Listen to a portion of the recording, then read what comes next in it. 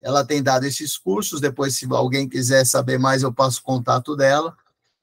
Agora, o curso de escatologia, ele é mais amplo, né? Ele vai buscar o conhecimento de outros profetas, não só daquelas de João, descritas em Apocalipse. Essa é uma diferença, e pontualmente falando, eu sou tosco, pequeno, ridículo, comparado a Júlia. Então, essas são as diferenças dos dois cursos. E, por fim, nunca se esqueçam, tá?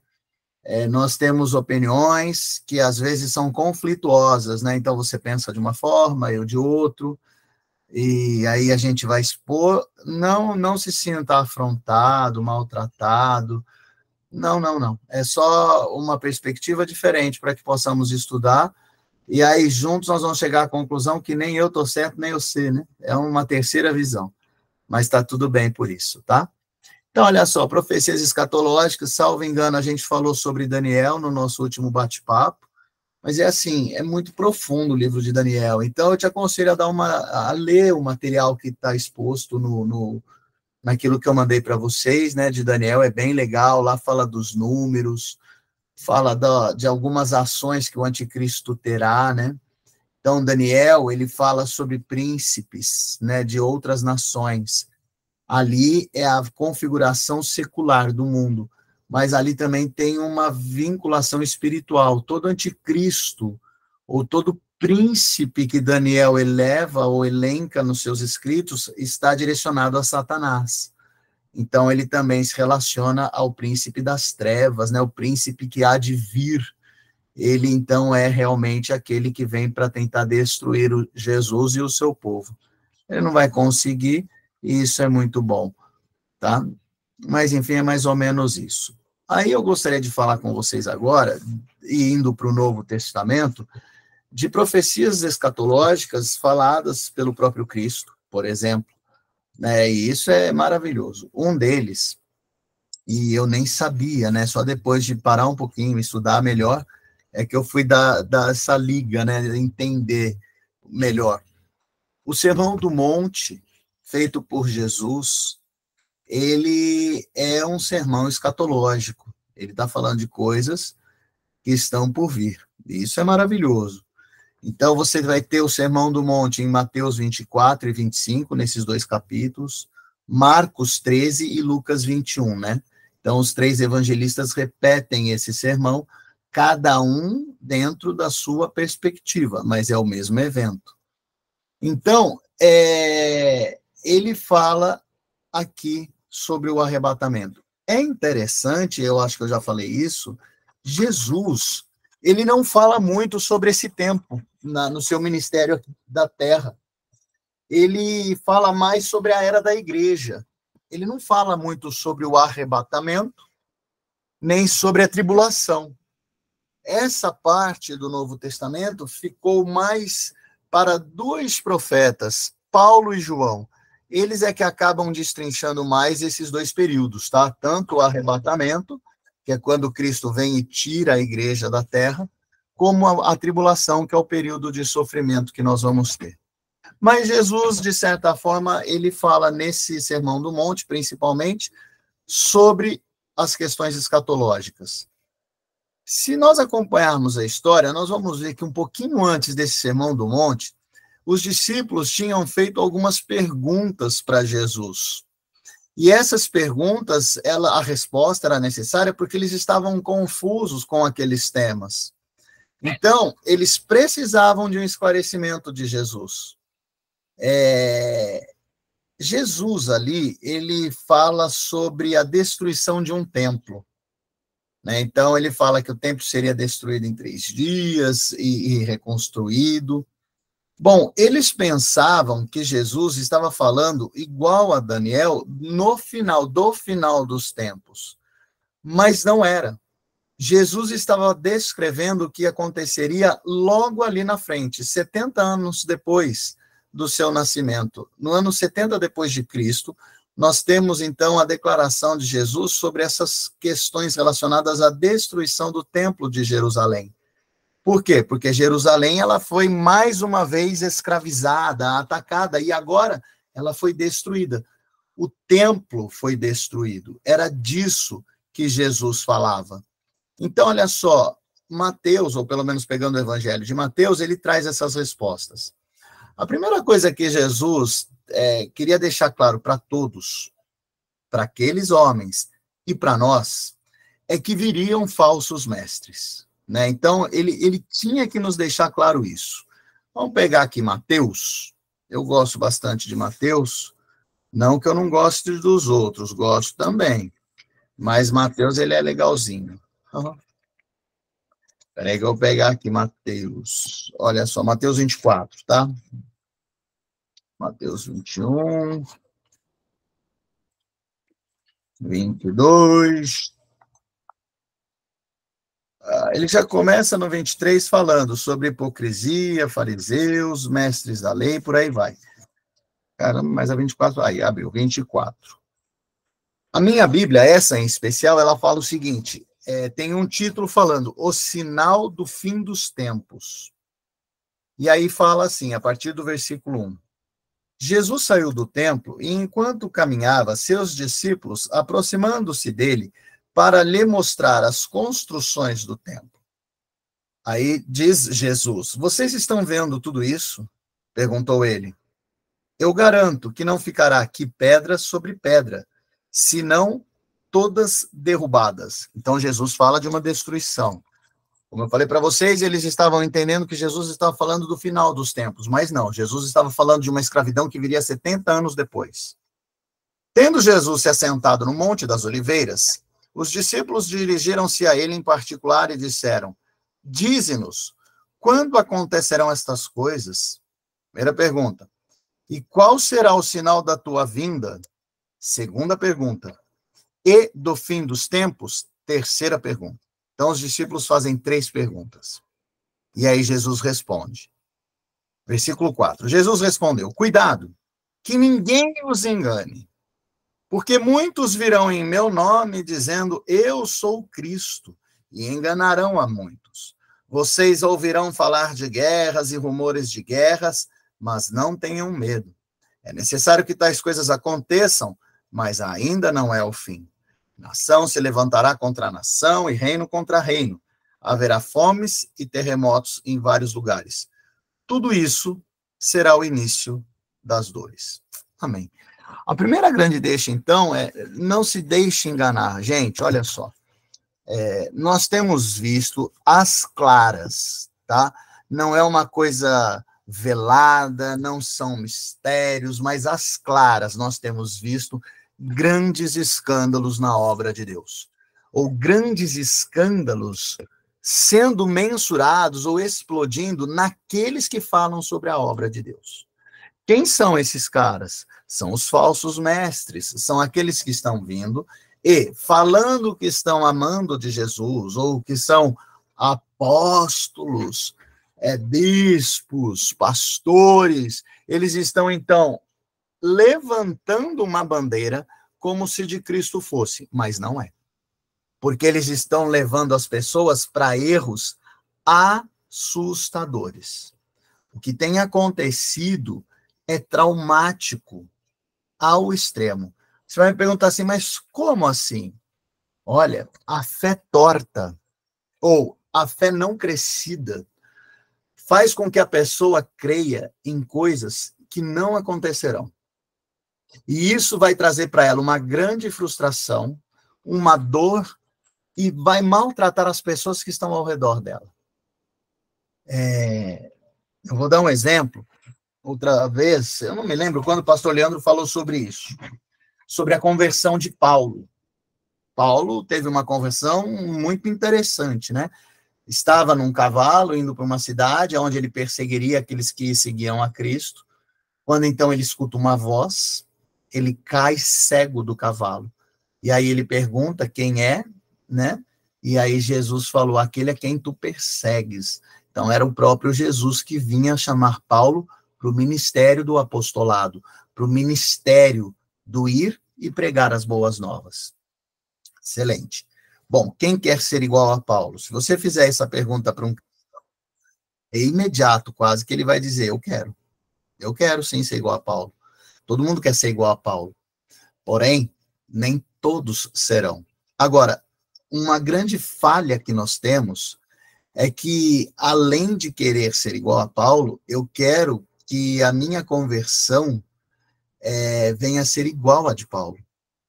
E isso não vai acontecer. Eu não vou ter uma conversão como a de Paulo. Aquilo aconteceu para Paulo. Foi um momento de Deus e Paulo. Foi um momento de Deus e Moisés, o cesto no junco. Foi um momento de Deus e Pedro andar pelas águas.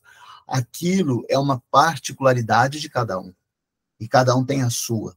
E todas são extraordinárias, mas cada um tem a sua. Então, eu não posso imaginar que a mesma experiência que Paulo teve, eu vou ter, que a mesma expansão de poder que Paulo teve, eu vou ter. Aquilo era para Paulo, era para o tempo de Paulo, não para o meu. Agora, existem pessoas vindo em nome de Cristo e dizendo que elas têm os mesmos poderes que Paulo. Elas curam com um lenço, elas curam com a sombra, elas ressuscitam mortos. Como assim? Eu não duvido, tá? Se você me perguntar assim, mas Deus não cura? Cura. Deus pode hoje levantar um morto? Pode. Literalmente falando, pode. Ele pode levantar um morto da tumba, ele pode levantar um morto do IML, ele pode levantar um morto do caixão. Porque Deus pode todas as coisas. Porém, não é bíblico. Não está na Bíblia a expressão desses poderes nos dias de hoje. Então, me parece que essa probabilidade é 0,01%. Porque Deus, ele expressou na sua palavra o que ele faria. Os mistérios de Deus não estão relacionados a essas coisas. Os mistérios de Deus são de outra ordem. Por exemplo, a Trindade é um mistério, eu não consigo explicar a Trindade. Eu não consigo explicar esse poder extraordinário de Deus, que ele faz sim o sol parar, ele faz o tempo mudar, ele cessa os ventos, eu não consigo. Esses são os mistérios de Deus. Eu não consigo explicar com 100% de clareza e certeza se eu sou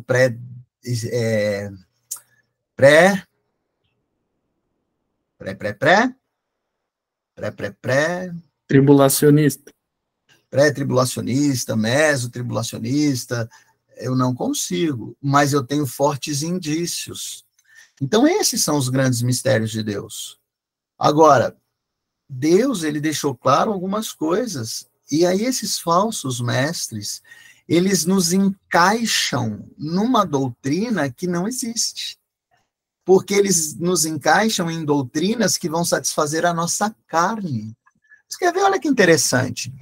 É inegável que a cura agrada a Deus, né? Quando é o manifesto poder de Deus, eu testemunho isso. Agora, quem mais sai agradecido pela cura? Deus ou as pessoas? Hein? É a pessoa. Vamos ser sinceros, as pessoas, elas acabam se agradando e muito disso. Por quê? Porque elas têm um benefício. E de fato teve a cura, tá? Agora, quando não tem a cura, mas ela é, entre aspas, sugestionada, embutida no meu psique, no meu íntimo, e eu acredito, a pessoa que me levou a crer nisso, ela é, entre aspas, o quê? Aplaudida, glorificada. Então, ela também tem um ganho. E eu não consigo enxergar aqui uma adoração efetiva e inteira para Deus. O que eu estou acertando, ou pelo menos o que eu estou vendo aqui, é um aplauso para homens, para líderes que têm uma intimidade tão grande com Deus que eles chegaram num patamar onde eu não consigo. Então, eles acabam enveredando em situações que agradam a carne, não a Deus. E isso é um problema sério. Isso é um problema que nos traz grandes tormentos. Você, além de se frustrar na continuidade da vida, porque não é bíblico, não é divino, você também pode machucar pessoas que nessa lida ou nessa trajetória acabaram acreditando também. E mais dia, menos dia, elas vão entender que aquilo não existe. Então, olha só, eu sei que nós temos, inegavelmente, os falsos mestres espalhados pelo mundo hoje, e cada dia esse número cresce mais. Agora, por quê?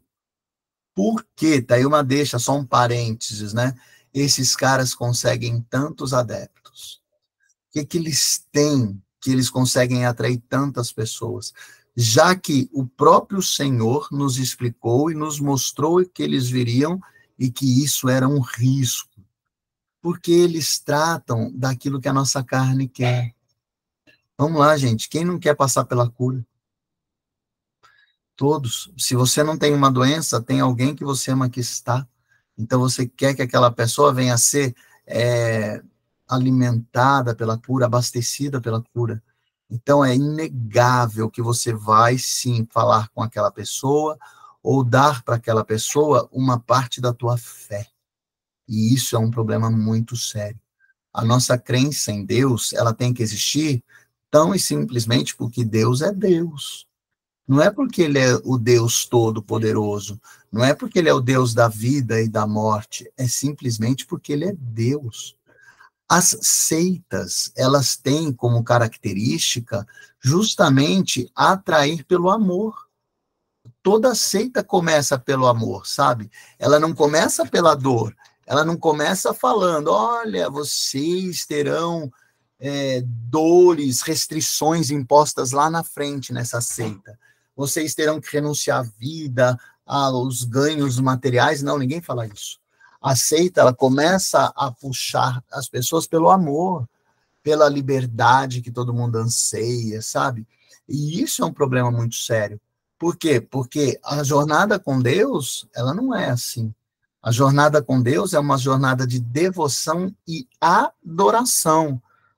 Por quem? Por Deus. Não pelo que minha carne deseja. Porque se fosse pela minha carne, Jesus nunca teria nos dito, olha, no mundo vocês vão ter aflições.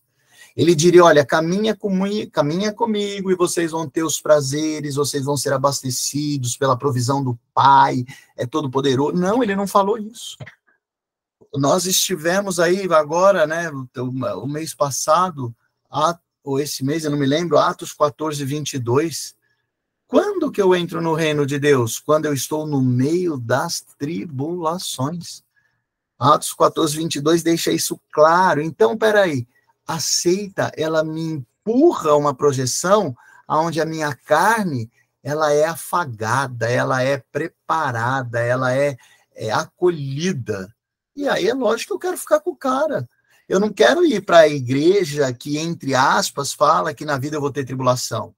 Eu quero ir na igreja que me fala que Deus é amor. E esse amor é sobre todas as demais coisas, inclusive sobre a justiça dele. Então, eu estou com um problema seríssimo. E vocês têm que entender isso. Por quê? Porque eles levam milhões nessa sequência. E essa sequência de atos é uma fé irracional. É uma fé que não guarda razão de ser na Bíblia. Então, é uma fé que me afasta de Deus. Nos teus momentos de maior turbulência, então, você vai se sentir perdido, porque você não conhece Deus. Por quê? Porque você andou numa seita, porque você andou numa ideologia que era falsificada, não era uma ideologia de Deus, não era uma coisa correta. A nossa fé é uma fé racional, sabe, gente? Não é uma fé por emoção, sabe? Não é uma fé que traz devaneios, coisas loucas, misticismo. Isso não é de Deus, gente. Vamos ser sinceros. Aonde está Deus quando o que é dito não é entendido? Aonde está Deus quando os atos praticados não são corretos segundo a palavra do Pai? Aonde está Deus quando o homem é o objeto dos aplausos? Não tem Deus ali. Não tem Deus ali. Então, eu tenho que entender quem é Deus, quem eu sou e o que a palavra de Deus me direciona. Quando eu entender isso, eu vou perceber que as seitas ou os falsos mestres, eles estão aí realmente para nos enganar. E assim, mais dia, menos dia, a seita cai, viu? ela aparece. A gente fala muito de fruto, né? O fruto, ele é algo futuro, mas não é num curto período, é a longo período. Então, é só você olhar as seitas, elas não se mantêm. Ela acaba frustrando o caminho daqueles que estão com ela, e aí, inegavelmente, eles caem. E aí a gente vê os grandes escândalos, né? Então, ou são seitas onde todos se matam, ou o líder daquela seita foge com o dinheiro, foge com a secretária, tem uma vida dissoluta, tem uma vida de escândalos. Então, aí eu tenho um problema muito sério, tá? Por quê? Porque essa situação foi descrita por Jesus no Sermão do Monte. Amém, gente? Como é que nós estamos até aqui? Espero que bem. Então, vamos dar continuidade. Olha só, há pelo menos 9 advertências sobre os intentos malignos desses falsos mestres, que vão ser tão produtivos na sua projeção que até os eleitos, olha que louco é isso, hein? Até alguns eleitos em Cristo, em Deus, vão cair na armadilha. Olha só, vamos pegar agora aqui, ó, Mateus, né, 24, 6 e 7 a gente já leu. Vamos pegar Lucas 21.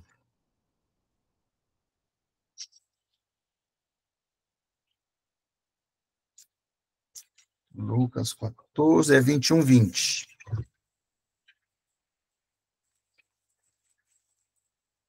21, 20. Diz assim: quando virem Jerusalém rodeada de exércitos, vocês saberão que a sua devastação está próxima.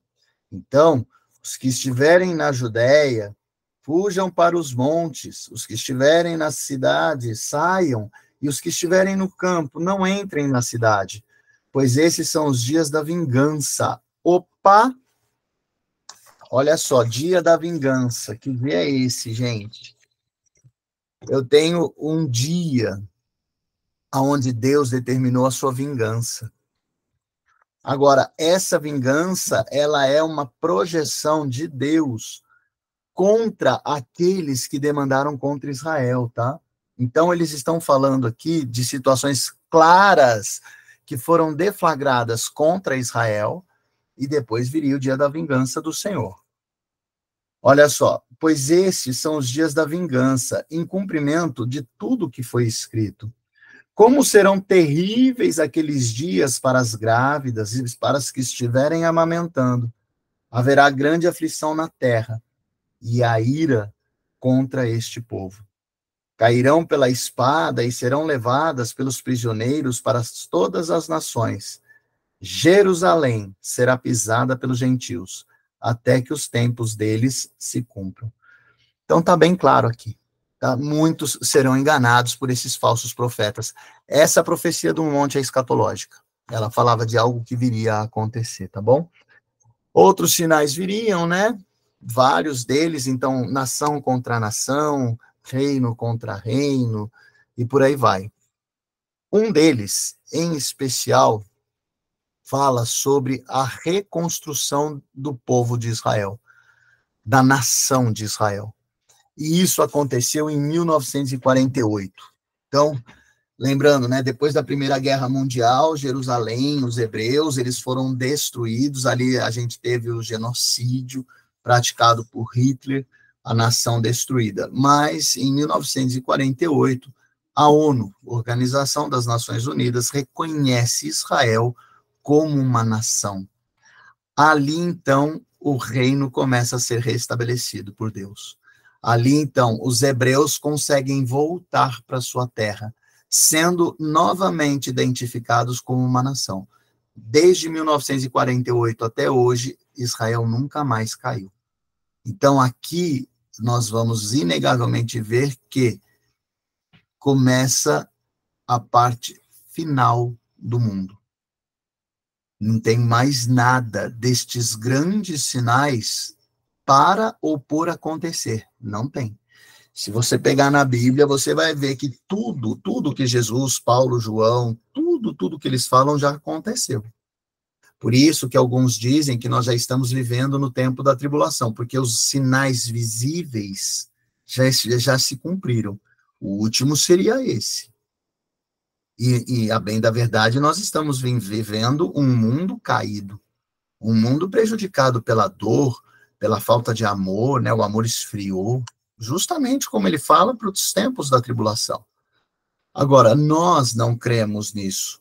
Por quê? Porque nós entendemos que o tempo da tribulação virá quando a igreja não mais estiver aqui.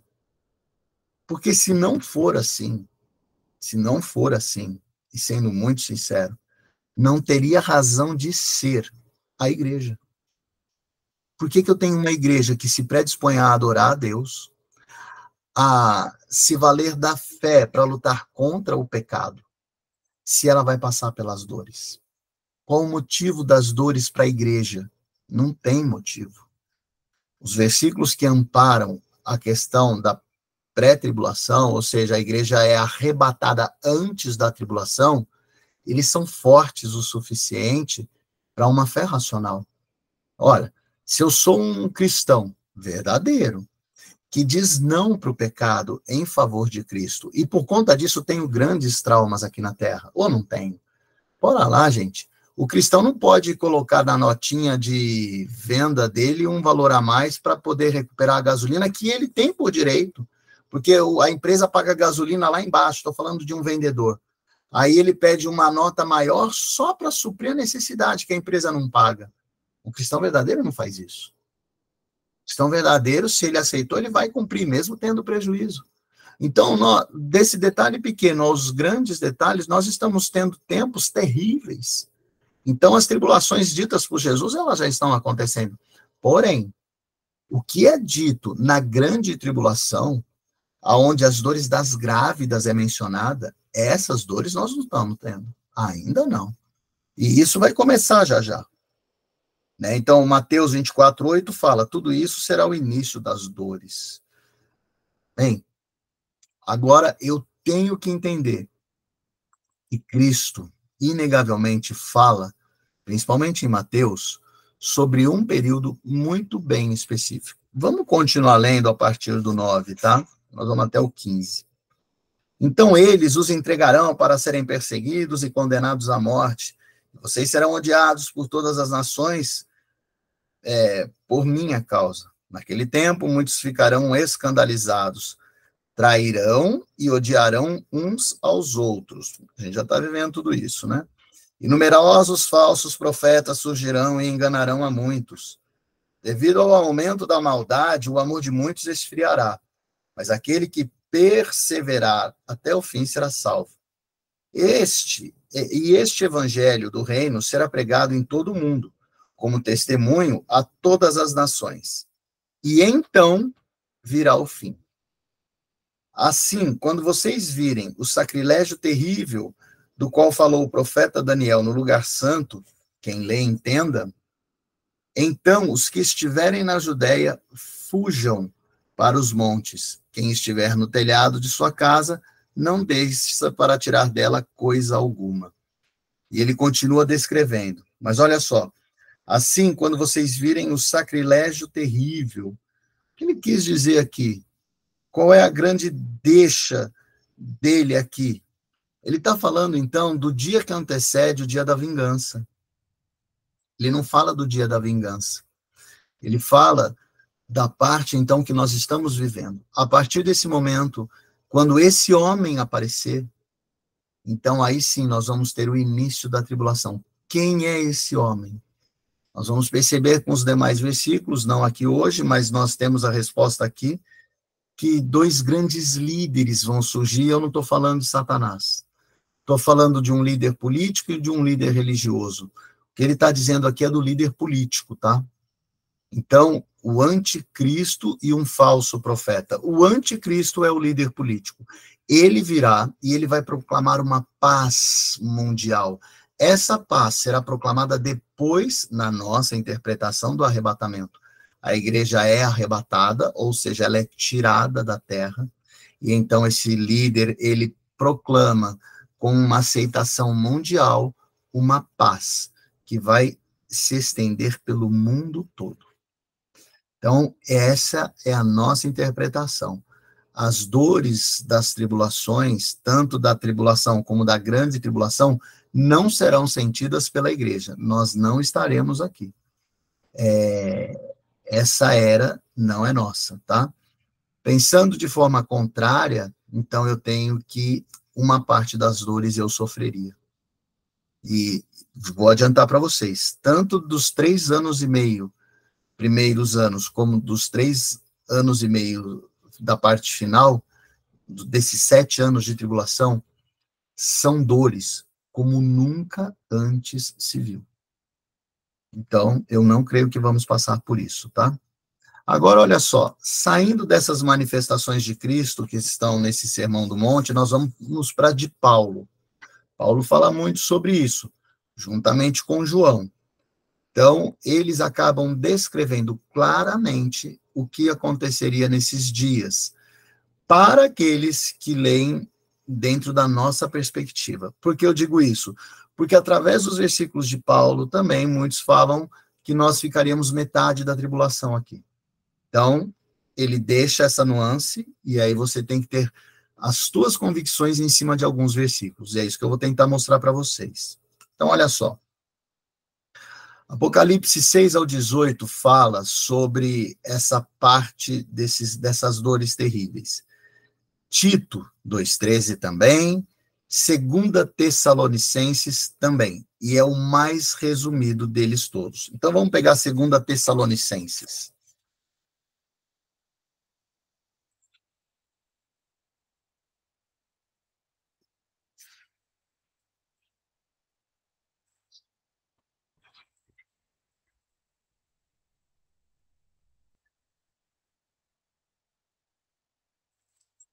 Segunda Tessalonicenses, capítulo 2, tá? Aí que a minha Bíblia grudou uma página na outra, coisa chata. Vamos lá. 2 Tessalonicenses 2, a partir do 1. Irmãos, quanto à vinda de nosso Senhor Jesus Cristo e a nossa reunião com Ele, rogamos a vocês que não se deixem abalar nem alarmar tão facilmente. Tá? Então, já vamos parar aqui. Então, Paulo, ele já começa a falar o seguinte, olha, Jesus vai voltar, todo mundo sabe disso, mas primeiro, gente, fica calmo. Vocês estão fazendo uma movimentação, um escândalo sem necessidade, vocês estão se alarmando. Não se alarmem. Por favor, o primeiro passo é esse. Bom, mas por que Paulo dizia isso? Porque os sinais já eram mostrados, né? Então, as guerras já existiam, nação contra nação, as dores, então tudo isso já existia. Paulo vem e diz, olha, não se alarmem com facilidade, calma. Continuando. Quer por profecia, quer por palavra, quer por carta, olha o que ele diz, supostamente vinda de nós. Existiram cartas escritas para aquele povo, sendo identificadas como cartas de Paulo, João, Pedro, identificando que eles já estavam no tempo da vinda de Jesus. Então, olha só, as pessoas farão profecias tentando te mostrar isso. Não se engane. Perdão, farão milagres querendo mostrar isso. Não se engane. Elas falarão de profecias tentando demonstrar isso. Não se engane.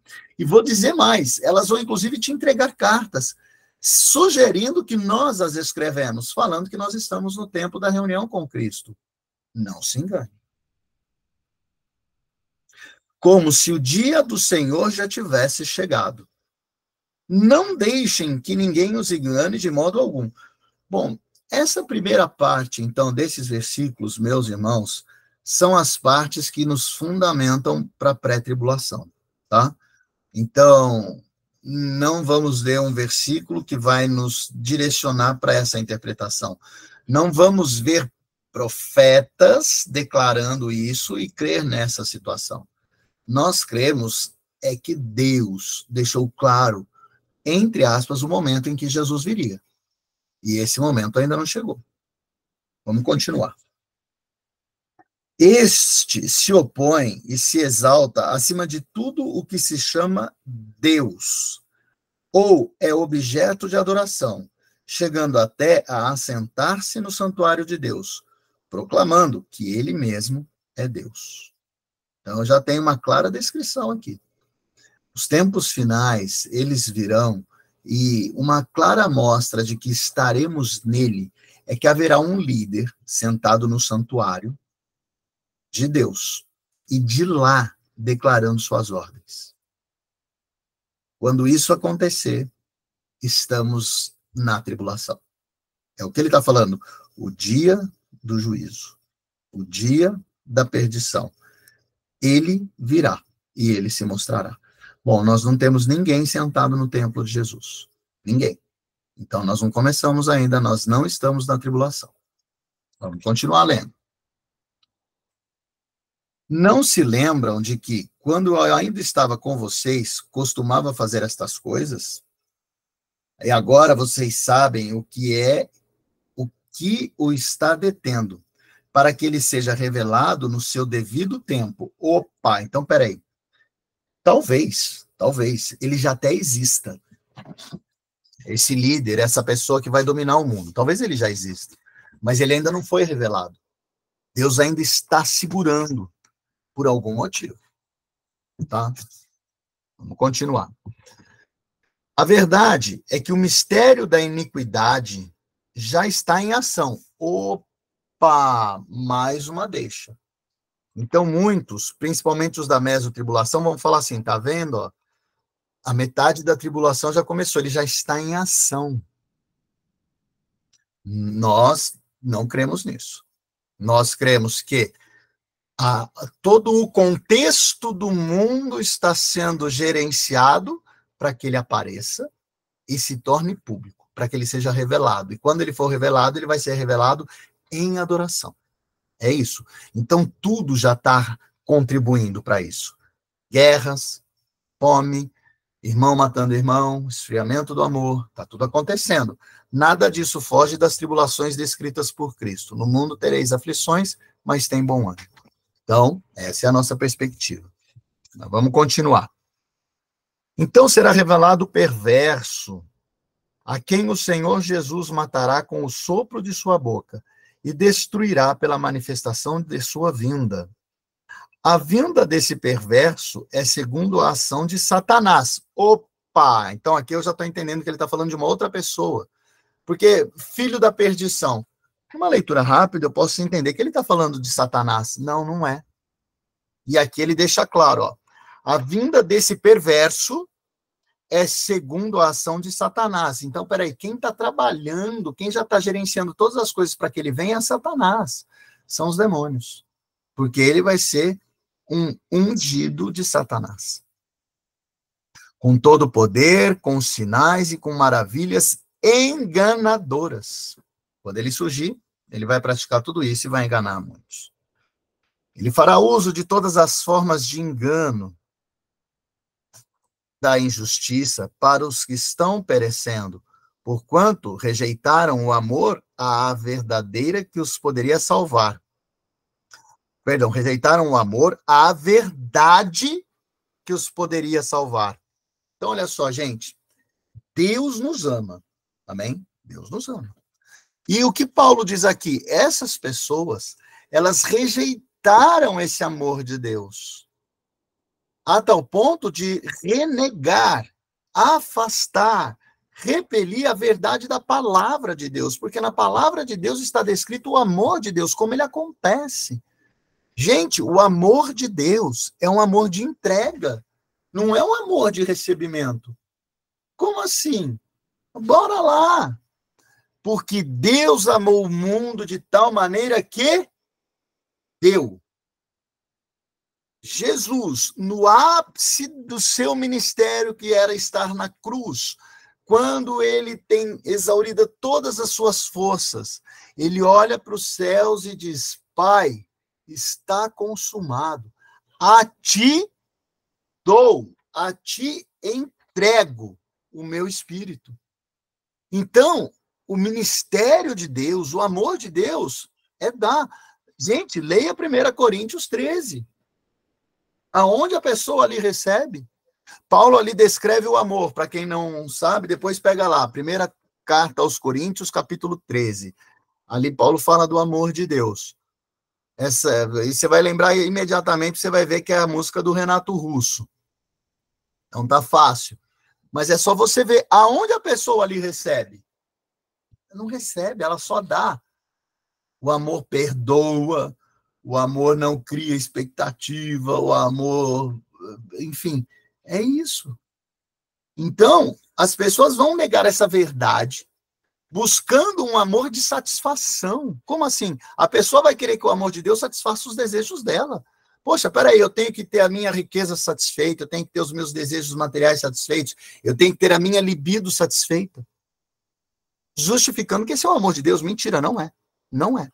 Se a pessoa precisa das grandes fortunas para se alegrar em Cristo, então ela não entendeu quem é Cristo.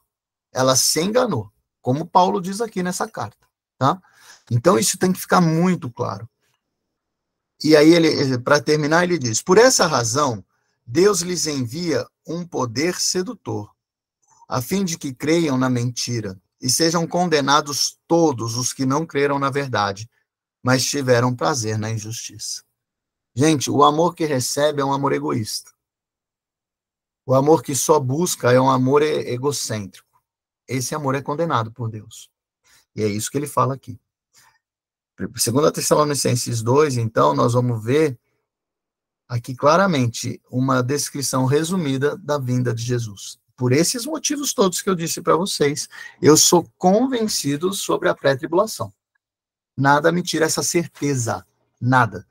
E lembrando o seguinte, a vinda de Cristo, porque aqui Paulo fala sobre ela, né? A segunda vinda de Cristo, ela se dá em dois momentos diferentes. Ele não pisa na terra, tá? Ele não pisa. Ele das nuvens, ele puxa a igreja. E nós vamos ver isso já em Apocalipse, né? É quando os mortos têm a restauração dos seus corpos. E aí é interessante que a gente vai até saber, bom, onde estão os mortos agora? O que aconteceu com eles? Já vou adiantar, porque eu sei que a curiosidade mata, né? Então, nossa interpretação é a seguinte: do pó veio para o pó, volta. Então, o corpo vai voltar para o pó. O espírito e a alma, não. Esses vão para o paraíso. Esses já estão no paraíso. Você fala assim, mas como assim se tem o julgamento? Não teria que passar para o julgamento? Não está todo mundo dormindo? Não. Se estivesse dormindo, Jesus teria falado isso para o bandido da cruz. Ele ia falar assim, olha, fica tranquilo, você vai dormir, mas vai ser um sono gostoso, e quando você acordar, eu vou te levar para o paraíso, junto do Pai. Mas não foi isso que ele falou. Pelo contrário, ele falou, ainda hoje estarás comigo no paraíso. Então, a alma e o espírito já estão com o Senhor. Tanto é que na tribulação, terminando a tribulação, aí na segunda vinda, no segundo momento da segunda vinda de Cristo, aí sim Cristo volta com todo o seu povo, para reinar um reino de 1000 anos, é o reino milenar aqui na Terra.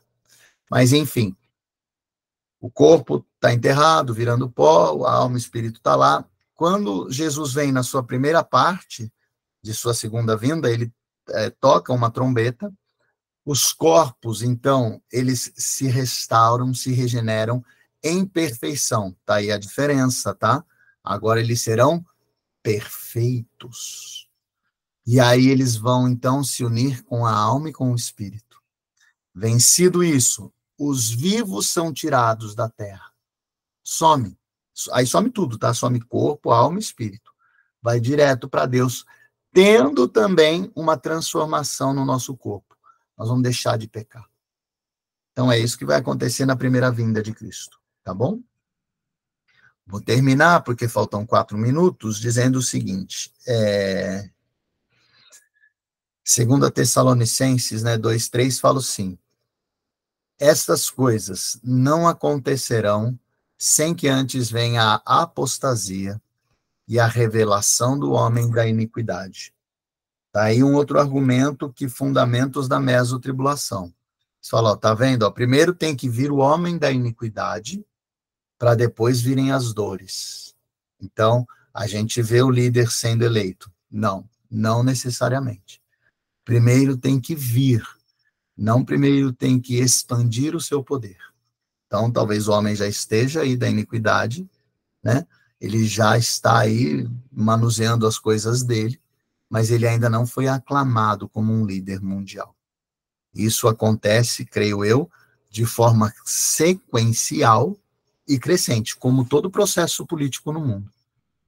A pessoa aparece, ela vai ganhando corpo, status, aí ela vai se tornando cada vez mais forte, ela vai crescendo, crescendo até atingir o ápice da sua carreira e dos seus objetivos. Creio que será assim, em nome de Jesus. Amém? Bom, vencido isso, coloco agora vocês, ou dou a disponibilidade para vocês perguntarem, para vocês, enfim, falarem o que acham que deve. Vamos lá. A palavra está com vocês. Alguém gostaria?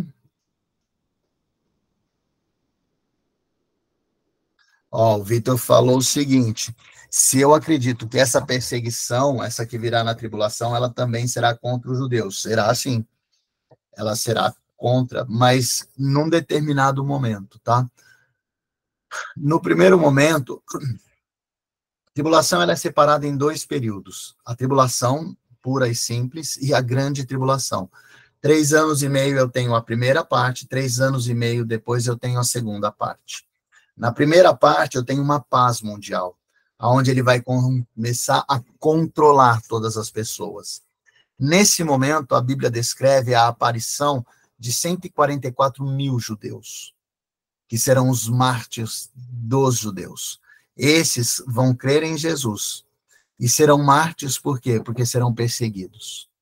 Então, sim, essa perseguição, na verdade, ela vai alcançar todos os que creem em Deus. Num primeiro momento, os que creem em Cristo. Por quê? Porque através de Cristo ainda o acesso não mudou.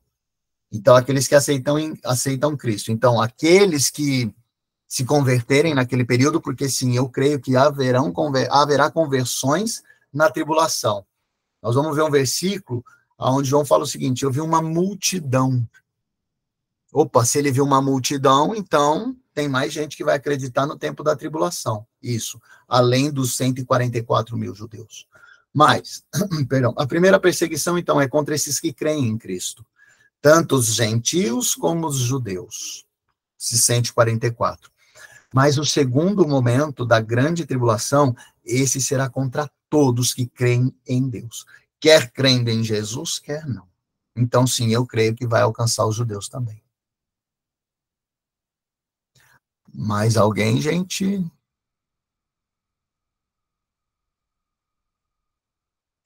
E as duas testemunhas, né? A Tânia está falando, as duas testemunhas descritas lá em Apocalipse, né? Ela falou Elias e Moisés. Existem até alguns argumentos falando que seriam outras pessoas. Quando nós chegarmos nas profecias de João, nós vamos falar sobre elas, porque sim, elas vão literalmente aparecer, tá? Então, por que eu creio que existirão, então, conversões no tempo da tribulação? Porque embora o anticristo, o falso profeta, eles terão poderes inacreditáveis, eles vão fazer milagres. Embora eles tenham tudo isso, os sinais claros descritos na Bíblia também serão extraordinários. Por exemplo, a aparição das duas testemunhas vai estar lá. E aquelas pessoas que até aqui, por exemplo, viram, né, conheceram a palavra de Deus, assistiram a novela da Record, então viram que tem as duas testemunhas, mas não entenderam muito bem, nem querem saber de Cristo, porque ela está preocupada com a carreira, com a profissão, ela tem os ídolos, ela não vai ser salva. Mas, quando tudo acontece, então aí ela vai ser convencida, ela fala, gente, é verdade, a Bíblia está certa. E aí talvez ela acredite em Jesus, por conta desses sinais, como, por exemplo, Tânia, as duas testemunhas, tá? Então, nós vamos falar dela, não vai ser hoje, talvez semana que vem, ou na outra, que é quando a gente já vai estar quase terminando. Mas essas duas testemunhas são fantásticas, né? E está lá em Apocalipse, né? Nas profecias escatológicas de Johnny The Little Love. Mais alguém? Fala aí, Vi. Quer falar, mano? Fala aí. Você acha que essa novela pouca... Tem, Tânia, acho. A Tânia fez a seguinte pergunta. Peraí, Vi, você levantou a mão, mas espera só um pouquinho. A Tânia falou o seguinte, se eu acho que a novela da Record, né, ou as novelas da Record, elas têm fundamento. Elas têm, tá? Então, existem vários momentos onde aparece a cena e vem um versículo. E a compreensão deles do versículo é muito parecida com a nossa interpretação também. Porém, alguns cuidados, tá? Por quê? Porque na sua maior ou numa boa parte é uma obra de ficção. Então existe ali a vontade do homem para tornar o enredo mais atrativo, e essa parte não é de Deus. Opa, se não é de Deus, então a gente tem que desconfiar, tá? Então é legal ver, é muito bem feita, né? É realmente um material belíssimo, mas veja com cuidado. Mas tem fundamento, sim. Eu vejo que tem ali uns pontos legais. O Vinícius levantou a mão, mas ele sumiu. Tô aqui. Ah, fala aí, Vi. Então, deixa eu perguntar, quanto às trombetas, né, fazendo esse link com a pré-tribulação e a grande tribulação, a gente pode concluir, então, que as trombetas da pré-tribulação, que é o período que a gente está vivendo, do princípio das dores, é até a terceira trombeta. Tocaram as 3 primeiras, e a partir daí será na grande tribulação, que a igreja não vai presenciar. É isso? Olha, perdão. As trombetas, elas são descritas, sim, em Apocalipse, a partir do capítulo 8, né? E existem os selos, né? Então, cada selo acaba desencadeando o tocar de uma trombeta. As trombetas começam através da vinda de Jesus. A primeira trombeta que toca é a trombeta do arrebatamento. Quando a trombeta tocar no céu, então ali é o sinal que o nosso Senhor Jesus veio para buscar a sua igreja. Ali começa. Ainda não tocou. Tá? Então, na nossa interpretação, ainda não começamos a ouvir as trombetas, ou elas ainda não foram tocadas. Elas virão no momento certo. Eu não sei se deu para você entender. Nós vamos falar das trombetas, tá? Não, deu sim, é que eu tinha um outro entendimento disso. Aí, por isso que eu perguntei. Mas pode falar. Quer falar o seu ou não quer? Não, era isso, o entendimento que eu tinha é que as 3 primeiras já tocaram, né? É que eu queria entender melhor essa questão do selo que você comentou, mas as 3 primeiras seriam o que já ocorreu. Como não tiveram os versículos que citou, né? Da guerra, nação contra nação. A primeira é ferir a terça parte das árvores, né? E a erva, que é o que já está acontecendo. A segunda seria o mar, né? Senão as criaturas do mar, que também já acontece. E depois a terça parte dos rios e das fontes das águas, que seria aí a poluição e etc. Então, assim, as 3 já aconteceram. Aí a quarta começa falando que feria a terça parte do sol, né? Que aí eu entendo que a igreja não vai presenciar. Mas esse entendimento que eu tinha. Tá. Então, o entendimento que você tem é da mesotribulação. Então, você acha que a primeira parte da tribulação, a igreja passa, a segunda não, né? São as grandes tormentas. Nós cremos de forma diferente, nós não acreditamos nisso. Para nós, a igreja não passa por dor alguma. A igreja é a noiva do Cordeiro, e ela está esperando, e o Cordeiro virá buscar a noiva, para que a noiva não padeça dor alguma. Aliás, tem a nossa interpretação, né, já que eu tenho que puxar a sardinha, vou puxar para mim, lógico, tem tudo a ver com a parábola, a descrição que Jesus faz, noiva e noivo. O noivo não quer que a noiva sofra, por isso que ele vem buscar. E ele vem buscar para que ela não sofra nada. Essa é a grande descrição de Jesus, quando ele se identifica como noivo e a igreja sendo a noiva. É isso que ele quis dizer. Então, é por esse motivo também que nós cremos que nós não vamos passar por dor alguma relacionadas à tribulação. Dores normais, sequenciais do dia a dia, sim. Dores da tribulação, não. Mas, ouvi, a gente vai falar sobre os selos, tá? E a gente vai falar sobre as trombetas também. Espera aí, que a Tânia fez uma pergunta, mas ela sumiu a pergunta. Deixa eu ver, achei. Não, não achei. Foi, aqui, achei. Tânia, você acredita que é uma conspiração na qual estão programando visões e aparições do céu, como de anjos e de Deus? Tânia, eu não sei como vai ser feita a situação por esses falsos profetas, né, que estão por vir e já vieram, como pelo falso profeta. Opa, aí eu estou falando daquele líder que vai declarar o ecumenismo geral. Mas eu creio sim que já existe um movimento. Por exemplo, mais e mais a gente ouve grandes líderes aceitando participar de eventos ecumênicos. O ecumenismo é do diabo, viu, gente? Não é de Deus, tá? Então, tomemos cuidado quando participarmos de eventos onde várias religiões se unem num ato ecumênico. Então, o Papa já falou muito sobre isso, alguns pastores também. Eu acho que existe, sim, um viés onde a gente pode participar de uma ação, uma cerimônia dessa, mas com muito cuidado, porque o ecumenismo é inegavelmente a maior empreitada desse anticristo, desse profeta anticristo, tá? Desse falso profeta descrito na Bíblia. Ele vai unificar a religião toda numa só. Então tem que tomar cuidado. Como ele vai fazer isso? Ele vai usar de várias artimanhas. Ele vai ter poder para fazer milagres, ele vai ter a tecnologia, né? Então, por exemplo, a novela da Record, eles usam a tecnologia para isso. E ele vai ter esse poder tecnológico para fazer aparições e tudo mais. E com isso ele vai levar uma multidão. Por isso também eu tenho que tomar muito cuidado até aonde eu vou e aceito a tecnologia. É uma bênção, é uma arma. Se eu não tomar cuidado, é o inimigo que está usando. É minha opinião, pelo menos, tá? Os da TI aí ficaram bravos comigo, desculpa. A Tânia mandou mais uma. A construção do novo templo, o bezerro vermelho, muitas informações na internet para todos verem.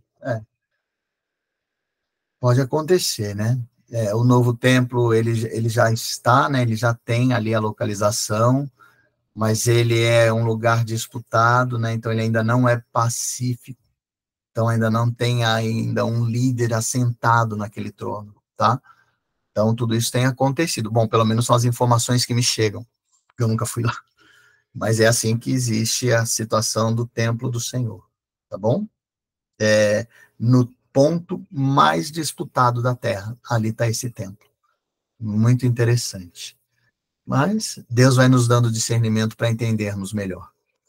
Bom, gente, olha só, eu agradeço a vocês que vieram, puxa, vocês foram fantásticos. Às vezes 19, às vezes 20 guerreiros no dia de hoje, né?